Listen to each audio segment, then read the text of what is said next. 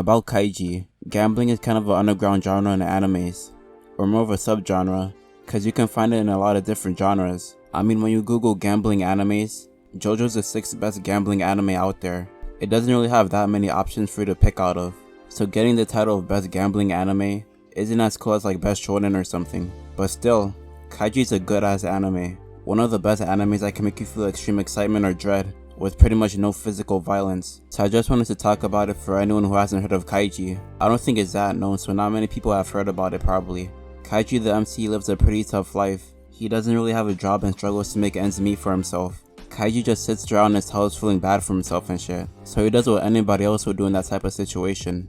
He starts flashing niggas tires. Kaiji goes out and looks for expensive cars on the street, and then goes out of his way to flash their tires and steal the emblem of the car as a trophy. After going back to his house, he gets a visit by some old guy to talk about one of his co-workers. Kaiji doesn't want him inside his house though, cause he doesn't want him to see his Funko Pop collection, so he suggests him going to a coffee shop or something. The guy agrees and he goes to go pull up his car in front of Kaiji's house.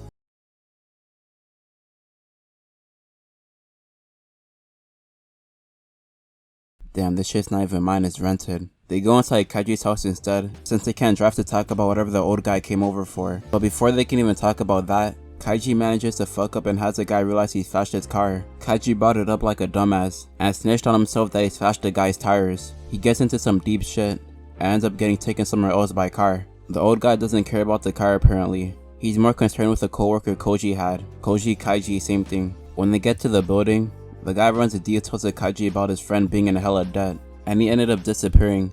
And since Kaiji co-signed the contract, now all the debt is his problem. So now Kaiji has to pay this random guy 3.8 million yen in debt, which translates to like 5 USD, probably.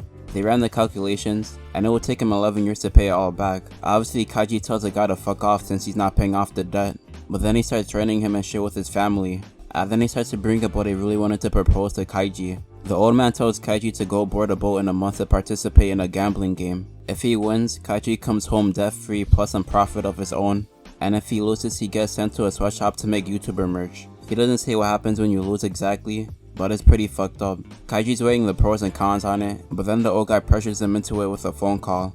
Hello, this is old nigga speaking. Yeah? Yeah? Well, yeah, okay. I mean, he's right here, but he declined. I don't know what to tell you. The guy on the phone called you a bitch. I don't know about you, but me personally, I would not let somebody call me a bitch, bro. That's some pussy shit. So the deal is sealed and he plans to go on the ship in a month. Kaiji heads into a room the day he goes on the ship, and it gives a lot of Hunter x Hunter exam vibes. The gambling in the anime is kinda set up like the exams if you think about it. I won't say too much, but there's lots of surprises and challenges they have to do. Past that point is when the gambling begins, so I'll just stop there. That's basically the setup of the story before they get to the gambling part. Really the only other two gambling animes I know out there are Death Parade and Kakaguri, but both of those animes use gambling in a very different way. For Death Parade, the gambling part is just a medium to tell the story. The gambling isn't actually all that important to the plot of the story. It's mainly about the girl, and revealing more truths about her history and shit. If you replace the gambling with any other medium, it'll be more or less the same for the anime. Gambling's part of the anime, but it's not directly important for the story. For Kakaguri, I haven't watched it, but I think it's more in between Death Parade and Kaiji. I don't think it's as focused on gambling like Kaiji is. It doesn't need it to move the story forward like Death Parade, but the characters in that show really like gambling. I don't want to make assumptions or anything, but something tells me there are other reasons besides gambling that people like the anime. Tits. Kaiji's the only ones who really feel like a gambling anime. Just guys with high stakes on the line trying to come out of it. If you watch Squid Game, it took a lot of inspiration from Kaiji too.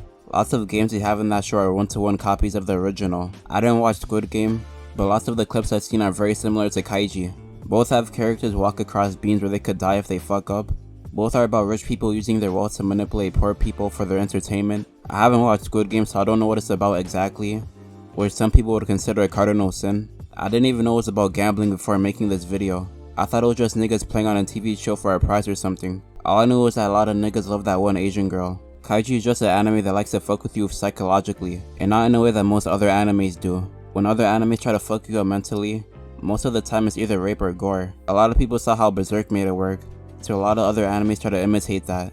But that's not the only way to have stuff mess with you psychologically. At the end of the first season, Kaiji's having a bet with a really important person, and for the money he's gambling for, Kaiji has a machine hooked up to his head that drills into his ear. If he messes up to a certain point, The machine will drill into his eardrum and pierce his ear, and every time Kaiji makes a mistake, you hear the machine drilling into his ear deeper and deeper. I can't explain how uncomfortable and tense shit gets in Kaiji. For lots of the most intense scenes in the show, if you had no context, they would just seem like normal scenes. It's really a one of a kind type of show. If you enjoyed, watch some of my other videos about anime shit.